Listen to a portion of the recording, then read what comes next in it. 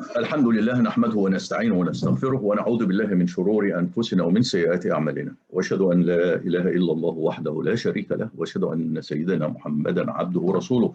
اللهم صل وسلم وبارك على سيدنا محمد وعلى آله وصحبه ومن تبعهم إلى يوم الدين.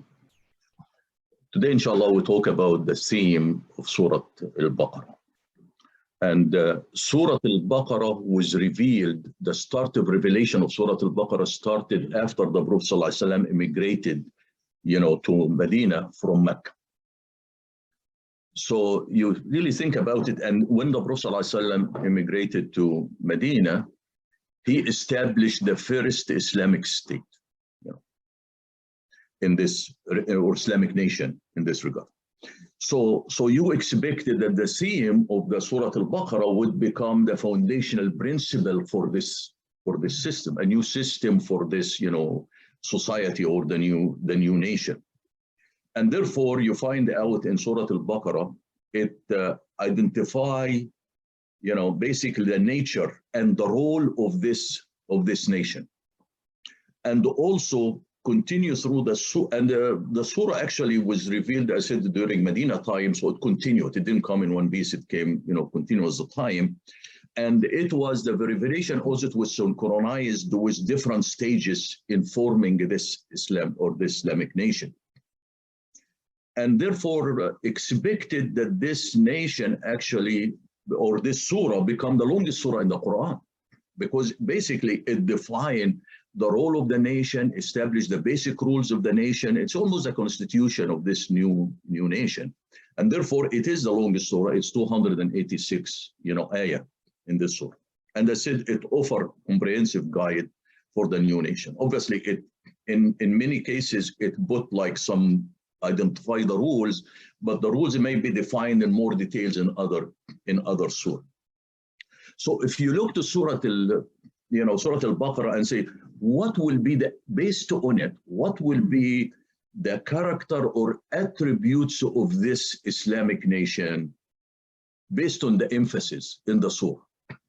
And you can find it's a moderate, charitable, divinely guided nation and divinely supported. And, so it is actually moderate nation and charitable nation.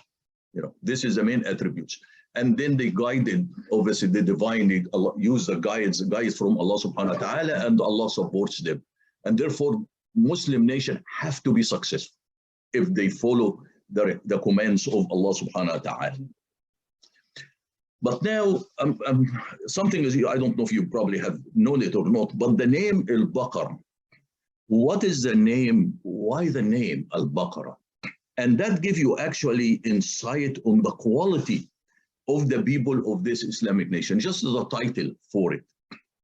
So if you look the root for the word Baqarah, which is Baqarah, Baqarah means meat clear, Baqarah.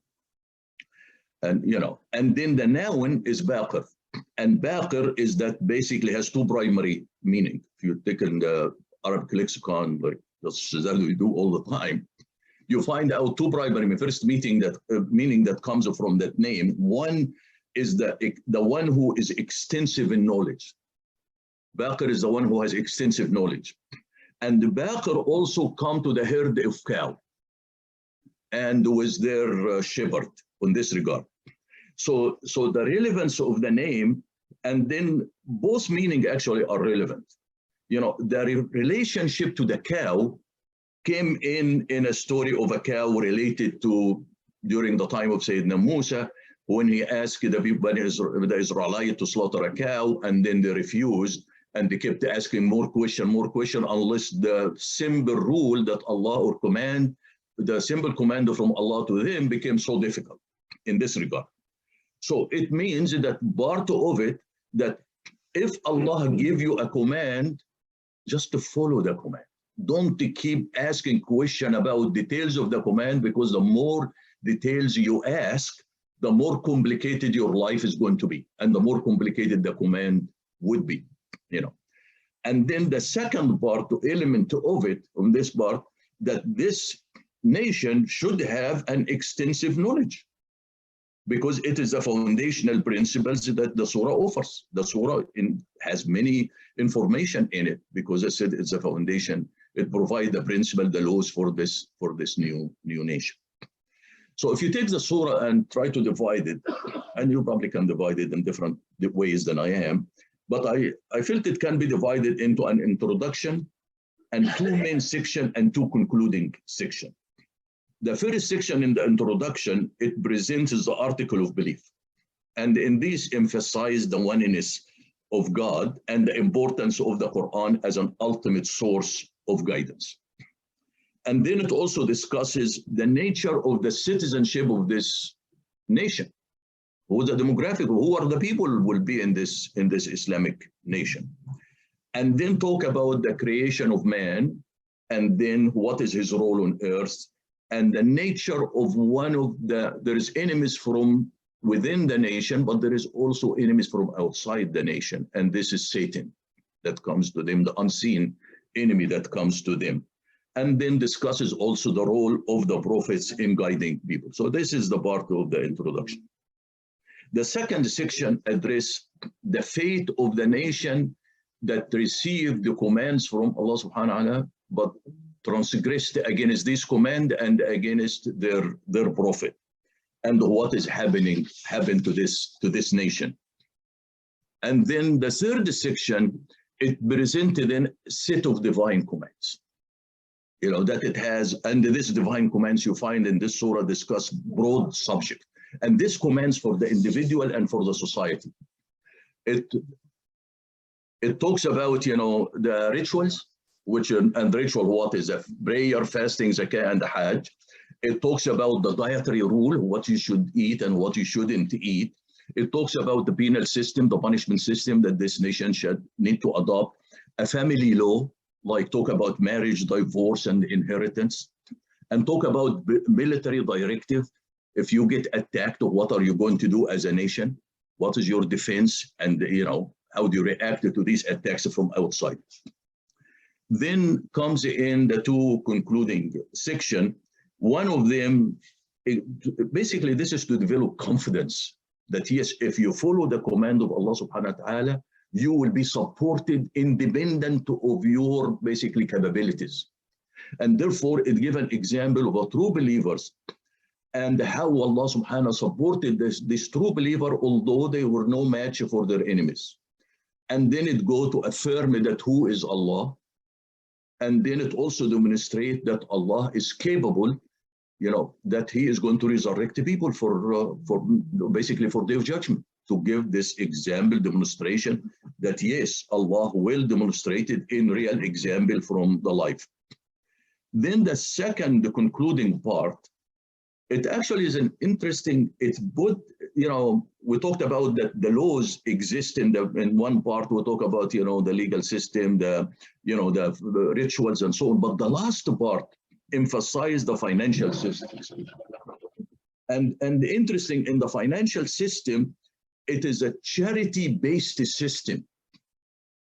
And the usually free system, usually, free transaction system. It emphasizes it in this case. So you find out it also emphasized the importance of business documentation. And then it gives assurance of the simplicity of the laws, that Allah, the divine laws, and then it provides supplication at the end that you should pray to Allah subhanahu always to guide, give dua. So that's how the surah ends. So first, let's look at this, and I'm going for every section, I'm just going all of the verses together. It's probably smaller for you to read, but it's in the text, you can see it, And the first one starts with what? It starts with defining the role of the guide, the book, the Quran. And Allah subhanahu wa ta'ala says, ذَلِكَ الْكِتَابُ لَا رَيْبَ فِيهِ هُدًى لِلْمُتَّقِينَ. That this book is in which there is, where in which there is no doubt guidance for the muttaqeen. Then the surah actually say, okay, this nation will have three types of people. We'll have people who are believers, we'll have people who are disbelievers, and we'll have people who are hypocrites, who claim they are a believer, but they actually not convinced and they work against the system. And this group the surah start emphasizing on them, doesn't emphasize the disbelief, because the disbeliever is open. They are honest people and declare the disbelief. But the worst group who are dangerous is these hypocrites, because they act as a believer, and they justify these things based on a belief, but their intention is really to destroy this society. And this is why Allah subhanahu wa ta'ala talk in so many verses in it, وَإِذَا قِيلَ لَهُمْ لَا تُفْسِدُوا فِي الْأَرْضِ قَالُوا إِنَّمَا نَحْنُ مُصْلِحُونَ. So these hypocrites, when you tell them, don't, you're causing mischief here. They say, no, we are doing great. We're just reformers. We're trying to correct things, And then moves to discuss now the creation of man and the role of man. What's our role then? Okay. Why we are forming a new nation, but what's our role? And Allah subhanahu wa ta'ala say, started by قَالَ رَبُّكَ لِلْمَلَائِكَةِ إِنِّي جَاعِلٌ فِي الْأَرْضِ خَلِيفَةً. What's your role? The role of nation is to serve as Khalifa to Allah subhanahu wa ta'ala on earth, as a vicegerent for Allah on earth. That's your role. That's your responsibility. But in order to serve this, you need something. Allah is not going to just give you the responsibility without supporting you. What is the first support? Is knowledge. And this is why Allah subhanahu wa ta'ala say, Allah taught Adam all of the knowledge. And some analysts, they said that all of the knowledge actually we develop and discover now is just a retriever of the knowledge that Allah have taught to Adam. So all of the knowledge did exist, from before.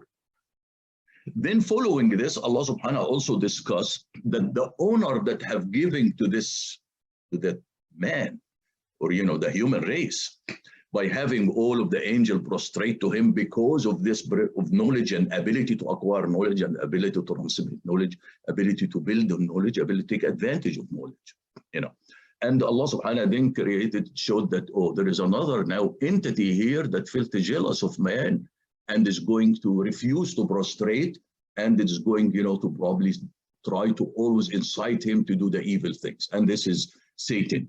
And this is why Allah subhanahu wa ta'ala talk about وَإِذْ قُلْنَا الْمَلَائِكَةُ اسْجُدُوا لِآدَمَ فَسَجَدُوا إِلَّا إِبْلِيسَ أَبَى وَاسْتَكْبَرَ, the verse that Allah when asked the angel to prostrate, and Iblis was from the jinn, Iblis was actually the chief jinn, And some of the writings say that Iblis or Satan was actually it's like Adam, the first jinn who was Allah created, and he was the father of the jinn. And then, but instead of actually, Allah subhanahu wa ta'ala tells us also, well, Iblis, although that's what he did, he didn't, honor you, didn't obey my command, but instead of putting the blame on himself, he is put the blame on you, Adam, and therefore committed to always entice you to basically disobey Allah subhanahu wa ta'ala. So be careful from this enemy, in this case. And therefore, Allah subhanahu wa ta'ala didn't want just to put Adam on earth without an experiment on him. He said, okay, stay in this place, which is a garden or heaven, and eat from everything, but don't approach this tree. Just one. Here is all Allah has allowed for you, except only one small command, And this is also something, because it exists, that means that this example tells us that what Allah made lawful for us is so much, but Allah tested us but few minor prohibited things. Why in the world did you have to go over these and leave all of this that's happening, that lawful for you and halal for you and beautiful for you? So here is this. So Allah gave Adam, okay, watch, I give you everything, but there is only one thing I ask you not to do. But Satan tricked Adam, and then he disobeyed Allah subhanahu wa ta'ala. And therefore Allah, so that will be an example. I said, okay, well, if that is the case, what are you going to do? Okay, if Satan is going one time or another is going to succeed in tricking you and disobeying me, what are you going to do? So Allah subhanahu wa ta'ala goes in the surah and tell us what Allah taught Adam. First of all, he said, فَأَزَلَّهُمَ الشَّيْطَانِ. And look to the word here when Allah subhanahu wa ta'ala talk about when the Adam disobeyed Allah. Allah subhanahu wa ta'ala said, فَأَزَلَّهُمَ الشَّيْطَانِ. Azallah, make them cause them to slip. It's almost like Allah subhanahu wa ta'ala almost dismissed the whole sin in this regard.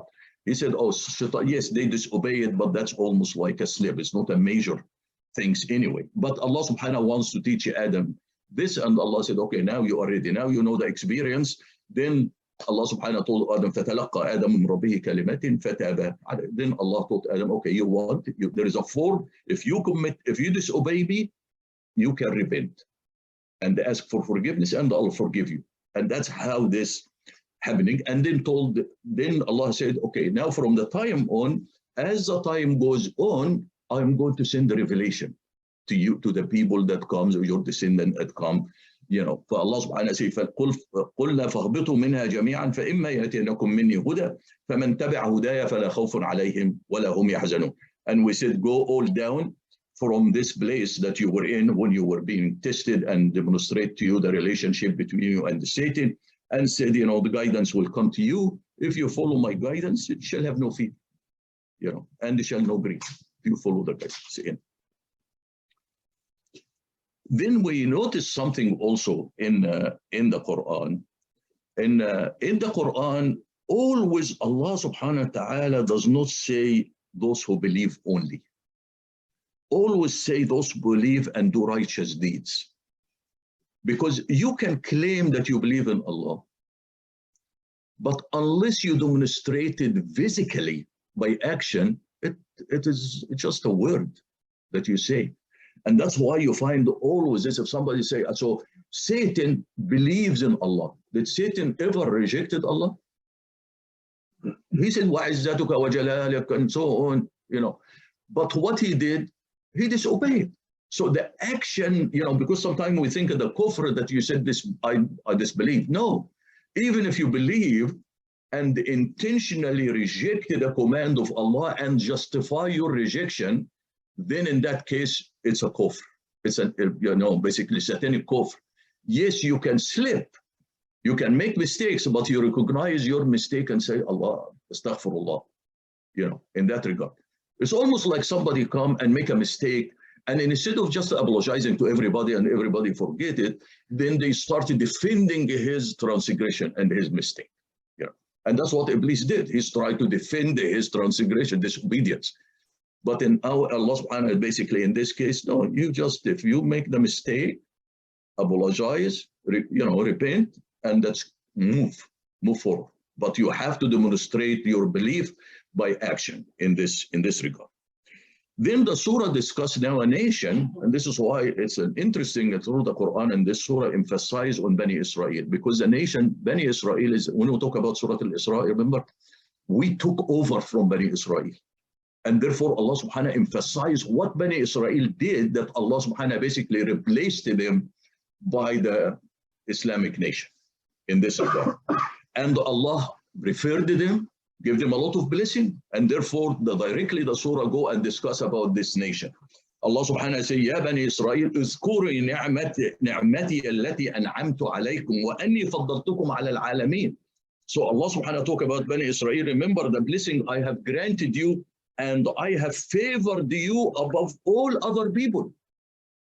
Isn't that Allah subhanahu talk about Muslim this way? وَجَعَلْنَاكُمْ خَيْرَ أُمَّةٍ أُخْرِجَتْ لِلنَّاسِ. So Allah subhanahu said, look, you have a nation before you that I give them commands and I preferred them and give them many blessings, but what they do? They transgressed against the commands. They were writing, basically inventing a new command and saying, oh, this is from Allah subhanahu wa ta'ala. And this is why Allah subhanahu said, to talk about them, فَوَيْلٌ لِلَّذِينَ يَكْتُبُونَ الْكِتَابَ بِأَيْدِيهِمْ ثُمَّ يَقُولُونَ هَذَا مِنْ عِنْدِ اللَّهِ. And woe to those people who write a book with their hands and say, this is from Allah, for what? To gain a prize, for money. And frankly, if you look to the Muslim nation today, you find, yes, there is people who are scholar who claim things in the name of Allah subhanahu wa ta'ala. Why? Because of the position, and we see it. When a ruler change, their opinion change. Well, if it's a word of Allah subhanahu, how can, change from one ruler to another ruler? So Allah subhanahu was giving this example, be careful, don't to follow their footsteps. Then Allah also gave us another example of successful experience of a believer now, who act and committed to his belief. And this will become to Sayyidina Ibrahim, obviously. وَإِذْ ابْتَلَى إِبْرَاهِيمَ رَبُّهُ بِكَلِمَاتٍ. Allah tested Ibrahim. So because if you are a believer, you always will be tested anyway. It's almost like if you are a student in a university or something, the professor was just not going to give you the basic grade or A without testing you to ensure that, yes, you are deserving of what you get. So Allah subhanahu wa ta'ala tested Ibrahim, and that when Allah tested him with order, he completed them fully. And this is why when you get a command, you perfect your performance in the commands of Allah subhanahu wa ta'ala. And then Allah subhanahu wa ta'ala say, okay, I am going to make you an imam. I'm going to make you a leader now. Because what happened? I give you the command, you did it completely as I have given to you, therefore you are now deserving to be the leader in this regard. And I said, focus in the word Allah subhanahu wa ta'ala say, atammahunna. Atammahunna means he have completed it fully. So, and this is why when Allah subhanahu wa ta'ala give a command, Allah subhanahu wa ta'ala doesn't want this half-hearted, basically reaction to it and trying to do it. Like you go to the prayer and that you're just doing it for the sake of, of doing it. Allah subhanahu wa ta'ala say, if I give you a command, and there's not too many commands, so I'm giving you, perfect it. Focus on it, And that's why Allah gave us Sayyidina Ibrahim as an example. Then the surah also gave another test about the command of changing the direction of the Qibla. And how people, because originally when Muslim, even during Mecca time, they used to pray toward Al-Masjid Al-Aqsa. And then come in the Medina, and then it actually Allah ordered. Allah never, by the way, in the Quran, there is no order from Allah to the Muslim to pray toward the Masjid Al-Aqsa. This came from the hadith and actual command to the Prophet Sallallahu Alaihi Wasallam. And therefore, but the command, they come change from this to look at the Masjid al-Haram, to basically look at Mecca. And why Allah subhanahu wa ta'ala, Allahu alam, why Allah subhanahu wa originally let the Muslim pray in the Masjid al-Aqsa? Because to basically test them, because the Kaaba to them was a sacred place. And that's what they used to pray and do everything, in whatever form of prayer used to do at that time. So Allah subhanahu wa ta'ala say, your role is to obey, whether that rule makes sense to you or it doesn't make sense to you. Therefore, let them go to the opposite direction. And then after that, Allah subhanahu wa ta'ala said, okay, now you are developed the group who committed, now pray toward the right place. And this is why toward this. And here is Allah subhanahu wa ta'ala say, but people start, accusing Muslim, oh, now you're changing, things. And Allah subhanahu wa ta'ala say, to Allah, the East and the West, He can ask people to pray this way, to pray this way. The direction, all of the direction belong to Allah subhanahu wa ta'ala. قُلْ لِلَّهِ الْمَشْرِقُ وَالْمَغْرِبُ. Allah owns everything. What your role is to obey, just obey. Till you pray to the East, pray to the East, pray to the West, pray to the West. And that's it. That's the commitment you have. Then it provides now an attributes of this nation. And this is what I said, why I said the character of this nation is moderation. It's not extremist nation in one way or the other. And by the way, frankly, a lot of time people always wants to go and say, okay, this is halal or this is haram? Can I do this or I cannot do this? I said, if you just keep in your mind two principles. One, if you look to any issue, there is always two extremes. Avoid the two extremes and look to something in between. You will be in the right path. The second one, if there is an action, be sure if somebody did this to you, would you like it? If you like it, I'm sure it is halal. If you hate it, then it is haram, in this regard. And this is why, let's look at an example, for example. So Allah subhanahu wa ta'ala say, to come for this verse and say, وَكَذَلِكَ جَعَلْنَاكُمْ أُمَّةً وَاسَطًا. We made you this moderate middle ground nation. Now, and then Allah subhanahu wa ta'ala, this is a very important responsibility now. لِتَكُونُوا شُهَدَاءَ عَلَى النَّاسِ وَيَكُونَ الرَّسُولُ عَلَيْكُمْ شَهِيدًا. So Allah subhanahu wa ta'ala say, okay, you are a moderate nation, you are a chosen nation with this my message, and then I am going to make you a witness over all of the other nations, and the Prophet will be a witness over you. So what is this witness issue now, responsibility that we have? And what was the witness of the Prophet over us? Remember the last time when the Prophet was doing the sermon, he asked them, the people, did I deliver the message? And they said, yes. He said, Allah become my witness. They already admitted it. So the witness becomes in the Prophet ﷺ, he said, I delivered to them your message complete. And now their role was to deliver the message to all of other nations. Then Allah will come and ask, did you deliver the message to the other nation? You are a witness over them. And you come and say, well, I haven't even seen them. Then you are in deep trouble now, because you have given a responsibility to do something, and Allah asking you, okay, you are a witness over the Chinese nation or Indian nation or this nation or even the American nation that you live among. Have you really, I'm asking you, because those people coming to me kuffar and said they, and I'm going to punish them. But can you witness that you delivered to them and they still refused it? Can we do this? So, but otherwise, what does this command means? That is your responsibility as a nation to become witness over other nation. Then after this, Allah subhanahu obviously emphasized, talk about the Baqarah, the cow, the relationship with Bani Israel, and when order them and how they transgressed and make it difficult. And instead of just when the Sayyidina Musa asked them slaughter a cow, rather than getting any cow and slaughtering, no, they start once to make what kind, what color, what is this, until it make it so difficult for them and it became so expensive for them. And Allah subhanahu wa ta'ala say, if I tell, I'll tell you an example for this, how Muslims do it. Allah subhanahu wa ta'ala gave us a command, don't eat the meat of the khanzir, of the pig or the swine. Don't eat the meat. Isn't that simple command? Tell me now, if somebody come and say, what about the enzymes from the pig? Can we use the enzyme for eye drops? Tell me, how can this come from the command? Unless you're trying and, to become, I want to dig more. Allah told you a simple, just to follow the command as it is. Can I use the skin, for making shoes or making bags? Did Allah prohibit it? Why even you ask the question? And that is the trouble with us too.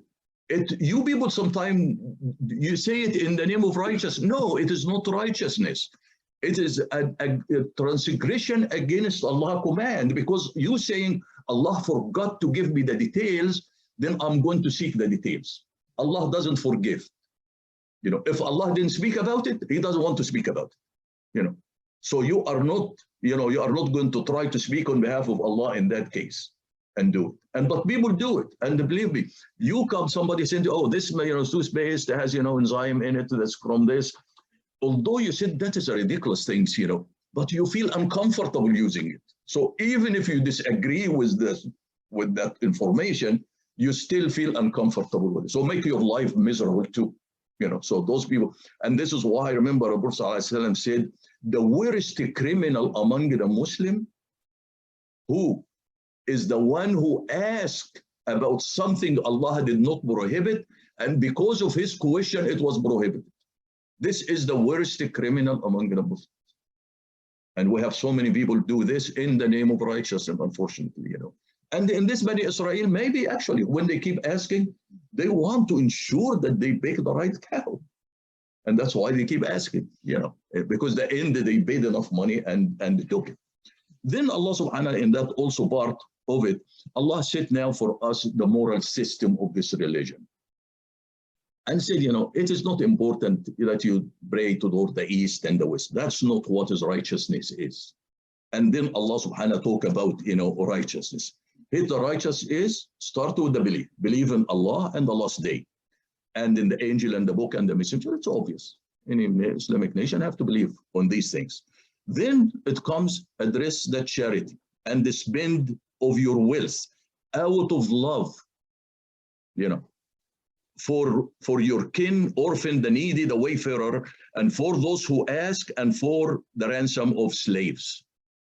If you just frankly focus on this verse and apply it, We actually, even in Maryam, in ISGH, this organization, we violate this verse.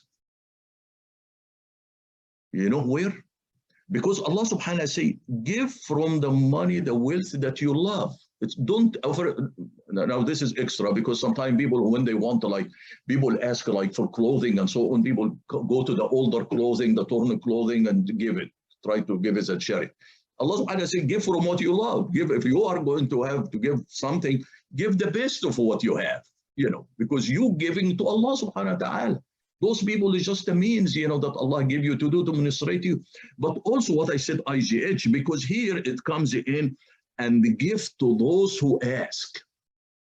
So if a person asks, you should give. Don't make a big page, a whole page trying to give me your bank account, to give me how much your expenditure, or what do you do? No, that is not your responsibility. Your responsibility, if the person feel in need and ask, give him if you have.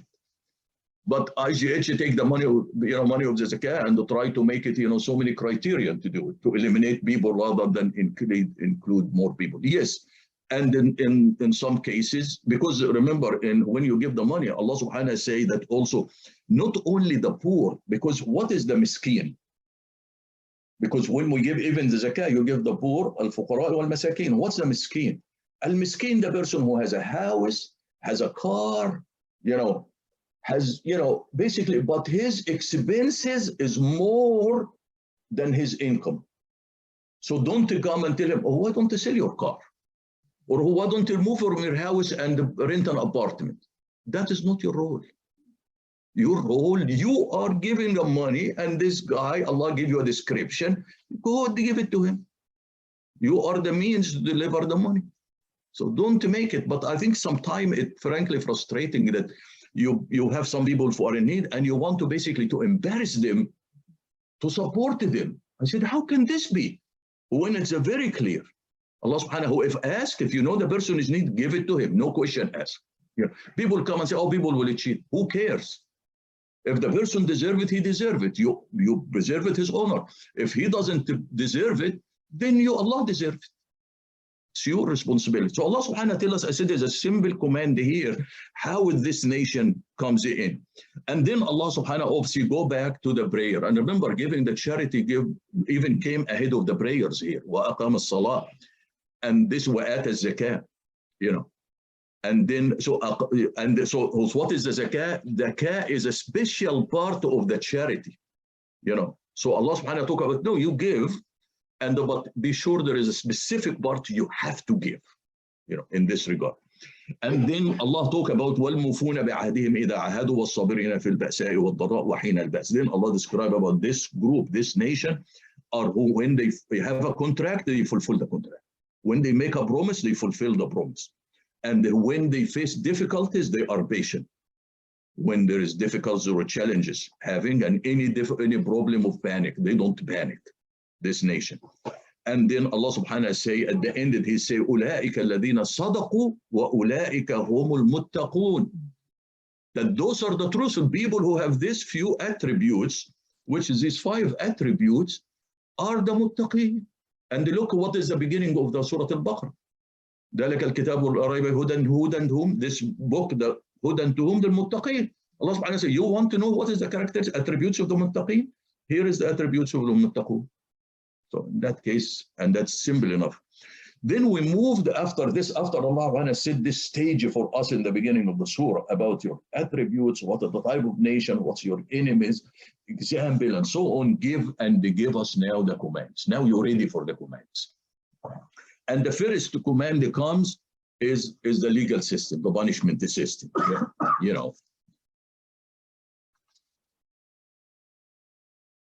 And this becomes the law. And to start several things now. It comes in about the penal system. يا أيها الذين آمنوا كتب عليكم القصاص. Down for the killing. How if somebody kills somebody, that all you who believe equivalent in retribution, equivalent retribution which qisas is prescribed for you for a murder. Then talk about when you die and then you have the will and the laws, some laws of the inheritance. كتب عليكم إن حضر أحدكم الموت إن ترك خيرا الوصية. So what happens if you die and you still have money? You better have a will in this case. And then who the will? And the details have come after that, how you distribute the money, but at least here it directly give you the principle. You know, who's going to take it? الوالدين والأقربين بالمعروف. And then comes and talk about the fasting, prescribe the fasting, which كتب عليكم الصيام, that the fasting comes in, and that's also a practical means to increase the taqwa for us. And then comes in and prohibits something which unfortunately all Muslim nations suffer from. And it's very clear, and this is bribery. The verse is very clear. ولا تأكلوا أموالكم بينكم بالباطل وتدلوا بها إلى الحكام لتأكلوا فريقا. Allah subhanahu wa ta'ala says, and do not eat your money among yourselves wrongly, and nor give a bribe to the rulers with the intent that you may be sinfully take portion of others, take some preferences. So comes and said, no, this nation have no, basically bribery, no bribes in this society. And then comes in and said, okay, if you establish a nation, there is going to be enemies to attack you. Then I don't want you to attack anybody, but if people attack you, it's a pragmatic nation, have to defend itself. وَقَاتِلُوا فِي سَبِيلِ اللَّهِ الَّذِينَ يُقَاتِلُونَ. And you fight in the cause of Allah, those who fight you. But when you fight them, then don't exceed the limit. وَلَا تَعْتَدُوا. Don't be, transgress yourself. Fight the group that fight you. Don't fight the group and his family and all people related to him. No, just to fight that group that you had. And Allah subhanahu wa ta'ala say, Inna Allah la yuhibbul mu'tadin. Allah does not like or love those transgressors. So this nation supposed to be a kind and safe nation. Then Allah subhanahu wa ta'ala talk also about, these the sacred months in this regard. And they describe about the sacred months, but they said, okay, yes, there is time, and subhanallah, Allah subhanahu wa ta'ala put a time even for warring parties. He said there is months that have to have safety, so people can pass and so on. Don't fight in these months, in these 3 months. And Allah established these 3 months is that no fighting can happen in. Even like if like Ukraine and Russia are fighting now, if really this is a Muslim nation, during these 3 months, they should stop the fighting.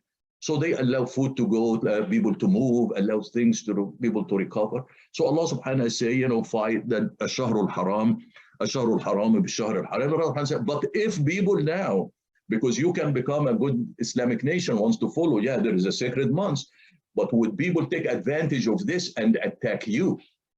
Allah subhanahu wa ta'ala say no. In that case, if they fight you, fighting is prohibited in the months, but if somebody fights you in that month, fight him back. So don't just say, oh, we are now, cannot fight because this is a sacred month for us. No, you have to fight back.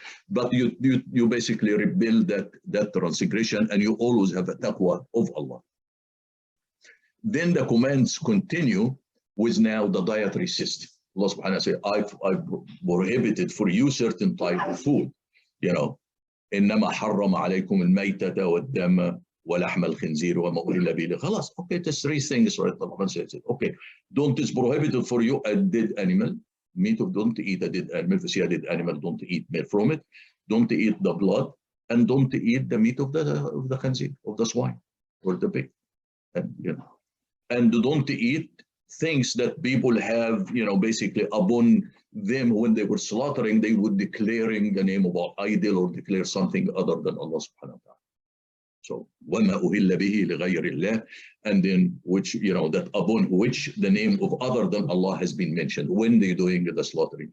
So these are a few things. Then Allah comes and says, okay, how about the other khamr and the maisir?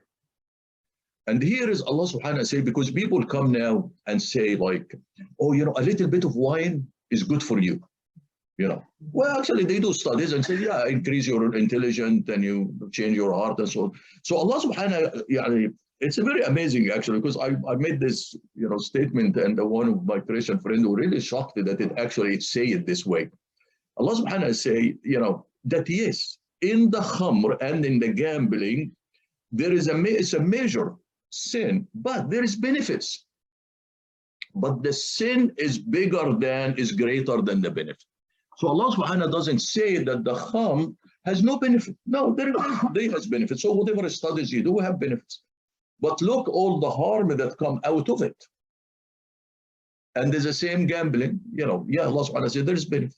Yeah, there's people working and so on.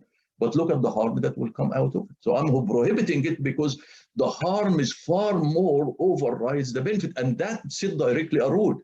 You might find something that has benefit, any that Allah didn't specify, and you said, okay, what is the side effect? If the side effect is worse than the thing you want to do, you come and say, no, it shouldn't be done. And there is example for this, or if you identify the side effect, then you can make restrictions around it.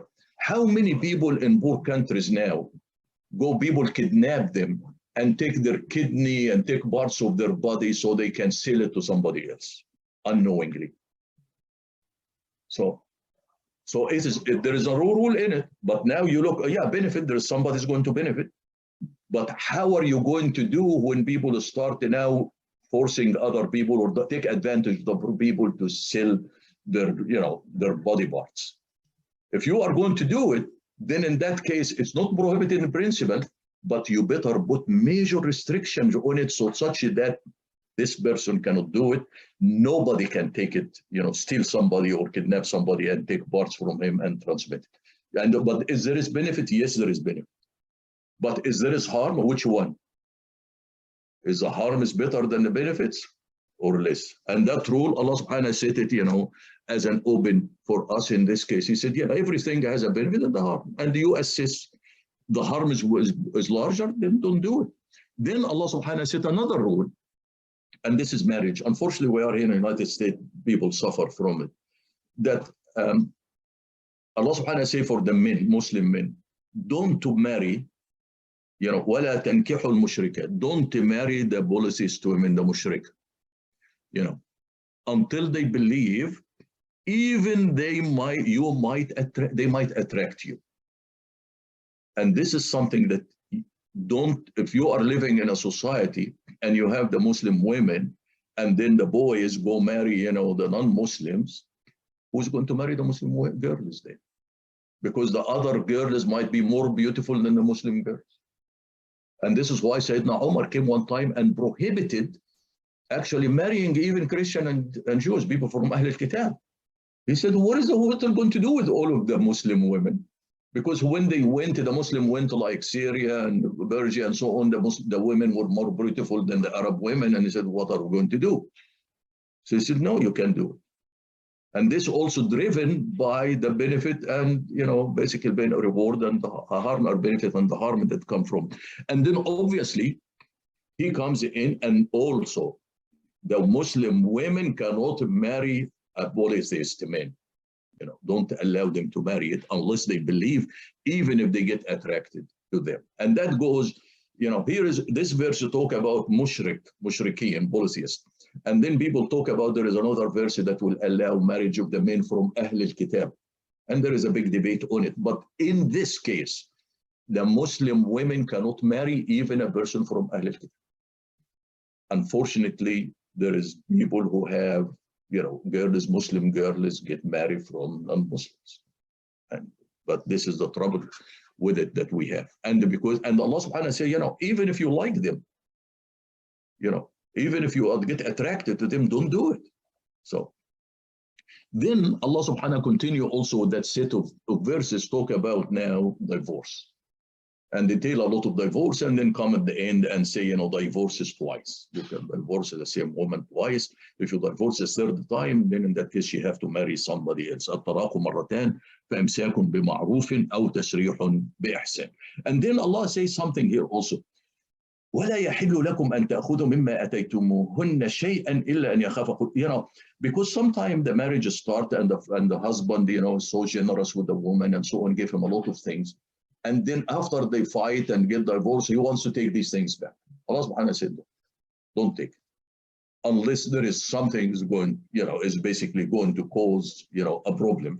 They are not going to keep the, basically the limits ordained by Allah subhanahu wa ta'ala. So there is a limitation. Then the surah, then there is a pivotal actually verse, and it's all focused on the theme of the surah. And this is that when a Muslim nation, as I said, is a peaceful nation, Muslim individual of this nation are also peaceful people and live in peace. Because Islam is a religion of peace, and sometimes submission, you achieve peace by submitting to Allah subhanahu wa ta'ala. So Allah subhanahu wa ta'ala says, Ya ayyuha alladhina amanu, idkhulu fi silmi kaffa, wala tattabi'u khutuwat ash-shaytan innahu lakum aduwwun mubin. O you who believe, enter absolutely in peace. You want a security for all, peaceful life for everybody in the society, inside and outside. That should be your goal, within the family and outside the family. And Allah subhanahu wa ta'ala says, and don't follow the footsteps, which means you will become in a conflict because of the insinuation of Satan. So Allah subhanahu wa ta'ala said, don't follow the Satan. Satan is going to trick you to do this. So in the family, when there is a conflict happen in the family and the peaceful disturbance happen, you recognize that Satan is interfering between you and your wife, between you and your kids, and so on. So watch it. Allah subhanahu wa ta'ala say, be sure, watch it for this verse. Then Allah subhanahu wa ta'ala also talk about something warning now to this Muslim nation. Don't, look at the commands of Allah subhanahu wa ta'ala. Allah subhanahu wa ta'ala enter in peace. He said, well, I'm going to be sometime, not peace in some time. I'm going to follow this command, I'm not going to follow this command. Allah subhanahu wa ta'ala say, no. That the religion of Allah subhanahu wa ta'ala is not a smorgasbord that you go in and eat whatever you like. No, the religion of Allah subhanahu wa ta'ala is a total, interconnected religion. If you started dividing it, you don't achieve the goals. And this is why Allah subhanahu wa ta'ala, and if you do this, then you have a major, basically disgrace in this life and the grave punishment on the hereafter. And that's why Allah subhanahu wa ta'ala says, أَفَتُؤْمِنُونَ بِبَعْضِ الْكِتَابِ وَتَكْفُرُونَ بِبَعْضِ فَمَا جَزَاءُ مَنْ يَفْعَلُ ذَلِكَ. Do you believe in part of the book and disbelieve in other? What will be the reward for you if you do this? Then Allah subhanahu wa ta'ala says, خِزْيٌ فِي الْحَيَاةِ الدُّنْيَا وَيَوْمَ الْقِيَامَةِ يُرَدُّونَ إِلَى أَشَدِّ الْعَذَابِ وَمَا اللَّهُ بِغَافِلٍ عَمَّا تَعْمَلُونَ. And shame in this life and most grievous doom in the hereafter, for Allah is aware of what you do. If you look to the people, look at the Muslim nations, Muslim country, and despise them, they can hate them, but there is difference between hate with respect and the hate with despise. If they look at them and despise them, that means that those people are under the suffering from this verse, that they are not committed 100% to do the commands of Allah subhanahu wa ta'ala. Therefore, Allah will make people actually look down on them. Yes, they may have money, they may have resources, but still people will not befriend them, people will look down at them. And that is the way it is. And if you want people to honor you and respect you, you better have your relationship complete with Allah subhanahu wa ta'ala. And Allah subhanahu wa ta'ala, as he says, مَنْ كَانَ يُرِيدُ الْعِزَّةِ فَعِنْدَ اللَّهِ الْعِزَّةُ جَمِيعًا. If you really want and honor people to honor you and respect you, then be sure that Allah has everything. But Allah give this warning. He said, the cause of the shame that you receive, because you are not fulfilling my commands 100%. Yeah. I'll tell you one command that we have, that if we basically don't do it right, it creates injustice. Command from Allah subhanahu wa ta'ala. It is the inheritance law. Allah subhanahu wa ta'ala give, like, for example, if a person dies and have a son or a daughter and the wife, the wife take less than the daughter and take less than the son. She is the one supporting the family for the whole of her life, but the end of when the father died, she take far less. Why? Because the daughter and the son responsible for their mother. Her money is just an extra, for her. But they all her what she need, they have to support her. Now, if the kids become now deviant and don't do it, then in that case, you committed injustice against it. And that's why I keep asking, I said, there is a book that written about the responsibility of people who inherit. Because if somebody, for example, has only daughters, then his brothers, inherit. Do their brother have any responsibility or just to take money? And frankly, I haven't seen a book like this. And I wish, somebody will actually search and write a book, because it's very important. You just cannot take something without having any responsibility, around it. And that will, otherwise there will be, as I said, there will be injustice in that case. So Allah subhanahu wa ta'ala said, don't do that. You better have complete responsibility. Yeah, you are responsible for your grandchildren. You are responsible for your nieces. You are responsible for this. Yes, you are responsible. And therefore fulfill your responsibility if you are going to draw benefit from their father. Then the surah moves in to give us, an example of, if you really truly believe, then you are guaranteed the support from Allah subhanahu wa ta'ala, no matter how the difficult situation is. And Allah will test you to ensure that you deserve His support. And this is why Allah subhanahu wa ta'ala brings to us the story of Goliath and Talut. So about them, here is two armies, a huge army and a smaller army. And then that smaller army, Allah subhanahu wa ta'ala gives them a test. So first of all, this is a huge army. Yeah, here is a small one. Then Allah gives them a test. The test is, here is a river, and they walking along the distance and all thirsty. He said, don't drink from that river, except just take with your hand and just drink. One thing's for hand. Don't gobble, the water. And if you don't, if you refuse this, then you are not going to join that army. And that's what Talut said. He said, don't. And when you do that, 60% of the army was disobeyed. That's that rule. And suddenly that small army became even smaller. So people said, oh, how are we going to face this? And here is when He comes in, the people who truly believe, He will come and say, كم من فئة قليلة غلبت فئة كثيرة. How many times, a small group will win against a larger group. And they won, بإذن and they won. And Allah subhanahu wa ta'ala said, don't look at the numbers. You win by me. You don't win by your force. But you win by your relationship with me. And here is an example for group that have won against the biggest army at that time. And obviously we can look in the history and see. Do you think, what is this people from Arabia during the Prophet ﷺ died? How many Muslims were there? They took over 2 empires in less than 10 years. How can this happen? And they didn't have the same technology, they didn't have the number, they didn't have the education, anything. Surely it cannot be except by the support of Allah subhanahu wa ta'ala, exactly like the case of Talut and Jalut. Then move to the verse 225, which is surah, it's the greatest surah. And Allah comes in and embedded in, because I tell you, who is the Lord, who is Allah? Here, He is the one that you are giving you these commands. He is the one promising you support. He is the one assigning you responsibility. Who is He? And Allah emphasizes who is Allah subhanahu wa ta'ala. And they tell you this God that you're worshiping, that you're following Him, He is aware 100% of the time. He never get tired, and so on. And this is why we come, Allahu la, Surat Al-Kursi, Allahu la ilaha illa huwa al-hayy al-qayyum, that you all know.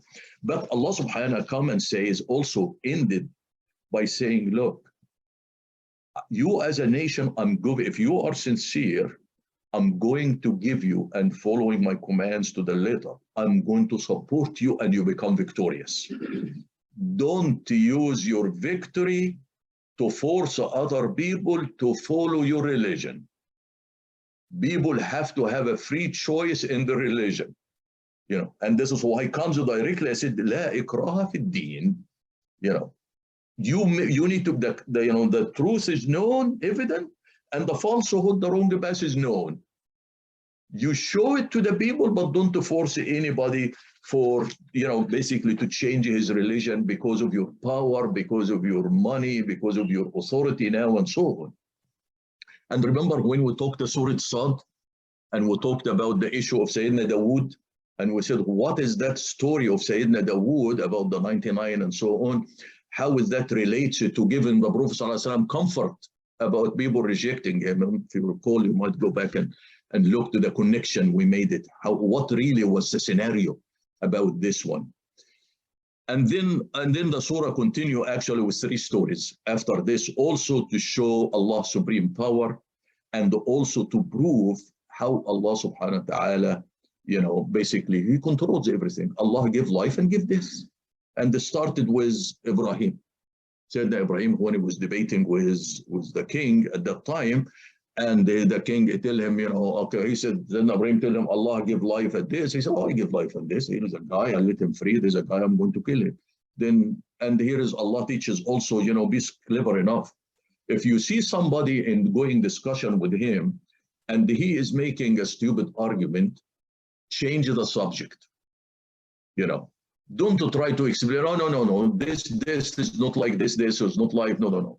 Change. So Sayyidina Ibrahim directly moved and said, okay, you say this, okay, here is the sun, Allah bring the sun from the east, bring it from the west. Directly, because he cannot argue that, in this regard. So a Muslim also, even when he argue and discuss, have to be smart enough not to just to continue in debating an issue which the person, is always arguing against you, and you are not going to reach any conclusion. Direct the discussion in the debate on a different direction. Then Allah subhanahu gave a second story about the man who have came and said, can Allah subhanahu raise those people from dead? Then Allah subhanahu, okay, we'll let you die for 100 years and bring you back and see how the people will come. I'm going to show you how things come from this. And then the other one, which is also fascinating, is about when Sayyidina Ibrahim, after this story about the man who died, وَإِذْ قَالَ إِبْرَاهِيمُ رَبِّ أَرِنِي كَيْفَ تُحْيِي الْمَوْتِ. And remember when Ibrahim asked Allah, Lord, show me how to give life to the dead. And we actually discussed this one time, and we'll try to speculate about it, because in this one, Sayyidina Ibrahim know that Allah can bring people from dead. And Allah could say be and it become. Yeah. But Allah asked Sayyidina Ibrahim to do an experiment. And from that experiment, Sayyidina Ibrahim understood what is the mechanism, what's the mechanics of raising people from the death, But do we understand what is the mechanics of it? Because Allah subhanahu could tell him, okay, bring a chicken, slaughter it, and then Allah subhanahu get alive and become alive. Okay. Why Allah subhanahu take, these birds, bring them closer to you, then put them in a different things and call them? There must be, and this was an experiment to prove, to show Sayyidina Ibrahim how, not if. Sayyidina Ibrahim know that Allah will raise people from dead, but it's how. What is the mechanism, that mechanics of the process? So that is for something that we can all think about it. What is really because it has to be a fascinating actual analysis of it if you really think about it. Then we move to the last part of the surah. And this is what I said, this now talks about the financial system in Islam. And Allah subhanahu wa ta'ala said this Muslim society, the Islamic society, Islamic community or Islamic nation, their financial system is based in 2 things. One is they always have to invest. Your money have to be invested, okay? So you have 2 ways of investing it. You're investing it with Allah in a form of a charity, or you invest it in a form of business transaction, but the business transaction is usually free. So that is the basics of the Islamic system for it. You have 2 ways. You have money, it's a lot of money, Allah blessed you with it. You want to invest with Allah, give it a charity, part of it for a charity. You want to invest in business? Yeah, invest in business. But you be sure that, and the linkage is important, by the way, because the whole concept of usury, it's really a little bit confusing to so many people, because remember, it is tied to charity. So because the question sometimes comes and said, okay, a person wants to build a factory. Well, how I give him the money, without any reward from him? I do not understand anything from the business. what would they do? So there is a lot of things that you have to look, when you look to that usury free system, you really have to understand the question is not usury is halal or haram. No one Muslim will ever say riba is halal, okay? The debate is this business transaction is a ribawi transaction or not? Like if you buy a house from the mortgage from the bank, if this transaction involve riba or not? This now it become a technical analysis. It's not a religious analysis. It requires somebody understand the details of the financial transaction, what it's involved, and so on. So it's not an issue here, but Allah subhanahu wa ta'ala tells us, because people sometimes confuse it and they say, Allah subhanahu wa ta'ala say, what also for charity, Allah subhanahu wa ta'ala say, if you give a charity, give from something good. يا أيها الذين آمنوا انفقوا من طيبات ما كسبتم. Spend from what is the good things that you have earned. But Allah continues and said, but look, and ولا تيمموا الخبيثة. Don't look at these bad things, to give. Like if you are a guy who have a farm and you want to give like money, charity from the farm, don't pick the lousy, basically produce and give it as a charity. Give the best ones, in this case. And then people sometimes mix it between, what's the difference between, the sale and the riba? And Allah subhanahu wa ta'ala said, no, sale is something, riba is something else. Allah allowed the sale, but prohibited the riba. Then you can understand what is, the riba, or what is the riba is. Then Allah emphasized this point so many times. He said, Allah, if you want to really increase your wealth much higher, Allah subhanahu increase the charity, multiply the charity for you. And then goes in the longest verse in the Quran. And this is also very interesting, how you protect your assets, how you protect your business transaction, how you protect your money. And this is when you have a debt, you have to write it down and have witnesses to it. So there will be no confusion about it. Nobody can deny it, nobody. You protect yourself. So Allah subhanahu wa ta'ala say, give us this detailed about, that how you basically, all financial system cannot be by just a word of mouth. It has to be written. The details have to be written. And everybody has to agree, to it in this regard.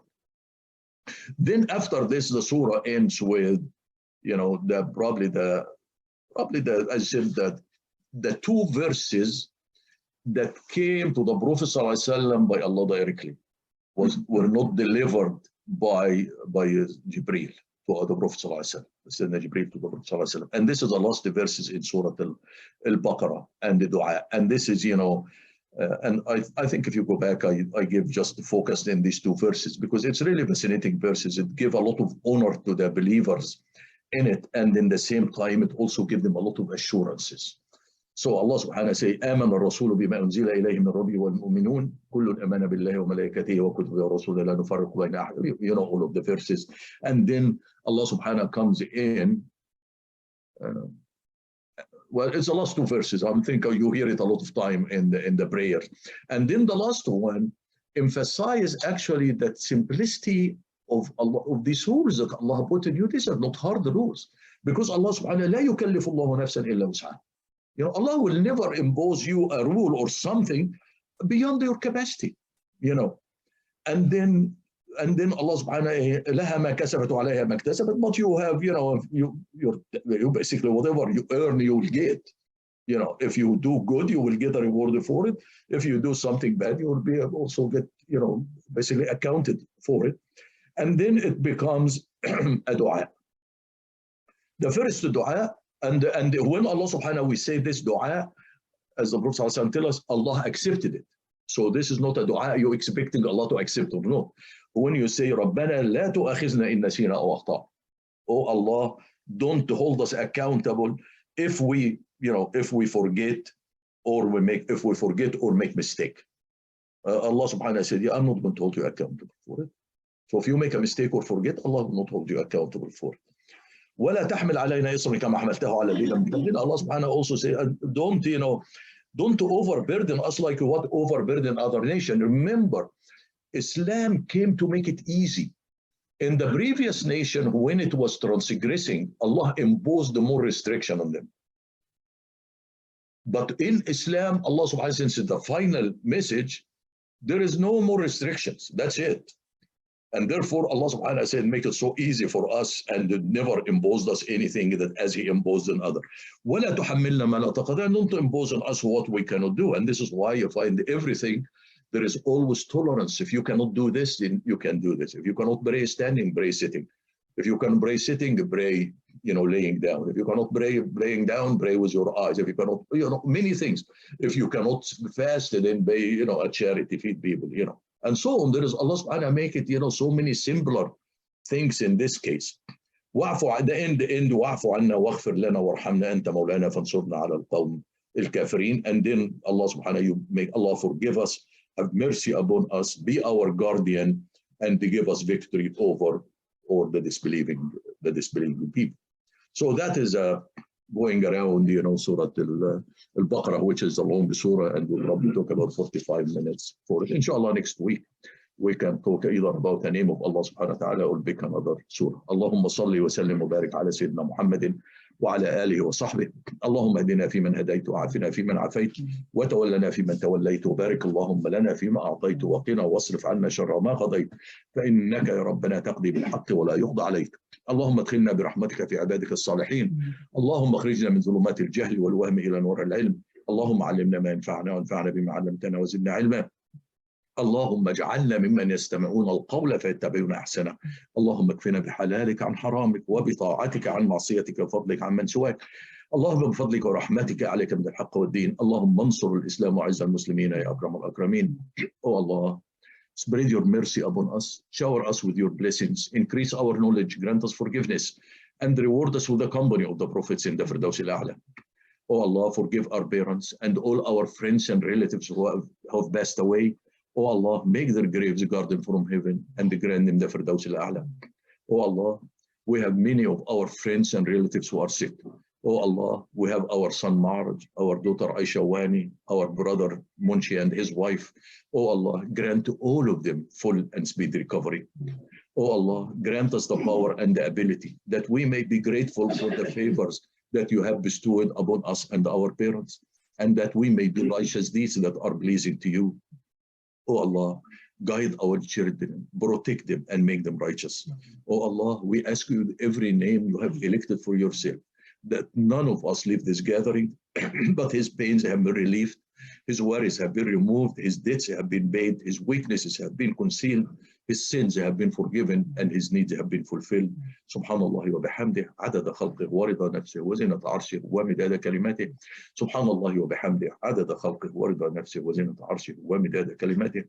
Subhanallah wa bihamdih, adada khalqih wa rida nafsih wa zinat arshih wa midada kalimatih.